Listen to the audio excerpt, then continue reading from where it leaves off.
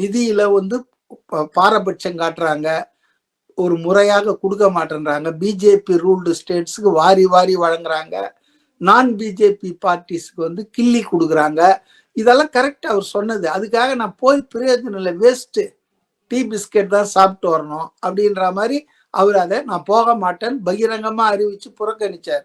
நானும் அதை வரவேற்றேன். கரெக்ட் தான். 3 வருஷமா 3 கூட்டம் கலந்துக்கவே இல்லைங்க. இன்னைக்கு அதே சிச்சுவேஷன் தான் இருக்கு. அப்புறம் திடீர்னு இன்னைக்கு தமிழ்நாட்டின் நிதி உரிமை கேட்க போறேன் அப்படின்னு கிளம்புறாரு.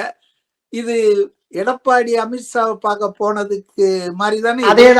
ஏன்னா இப்ப அவரு டெல்லி போறாரு, இங்க வந்து ஸ்டே கொடுத்துட்டாங்க. இல்ல டெல்லியில இருக்கிற கட்டப்பட்ட அதிமுக தலைமையகத்தை பார்வையிட போறேன்னு அவரு 5-6 கார் மாதிரி அமித்ஷாவை பார்த்துட்டு வந்தாரு. இவரு பிகாஸ் இஸ் சீஃப் மினிஸ்டரு டக்குன்னு வந்து நான் இது டெல்லிக்கு போறேன் கேட்டா நிதி ஏன்பா இவ்வளவு நாளா போல, அப்ப சொன்ன காரணம் எல்லாம் இப்ப இல்லாம ஆயிப்போச்சா? அதேதான். இல்ல அப்ப இடி ரைடு நடக்கல, இப்ப இடி ரைடு வந்து நடக்க ஆரம்பிச்சிருச்சு. பாருங்க, திமுக அதிமுக இரண்டுமே ஒரே குட்டையில் உரிய மட்டைகள். ஆட்சியில இருந்தா எப்படியெல்லாம் மோசமா நடந்துக்குவாங்கன்றதுக்கு பாஜகவும் திமுகவும் ஒரே மாதிரியான ஒரே இனத்து பறவைகள். அவங்க இடியை மிஸ்யூஸ் பண்ணா நீ சிபிசிஐடியை மிஸ்யூஸ் பண்ணுவ.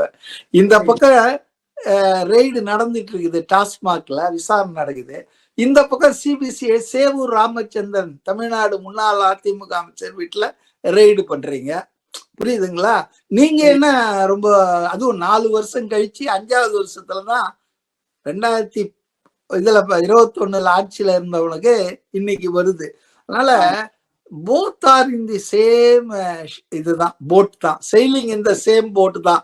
அது அதிமுகவா இருந்தாலும் சரி, பாஜகவா இருந்தாலும் சரி, திமுகவா இருந்தாலும் சரி, ஆல் ஆர் சேம் செயிலிங்.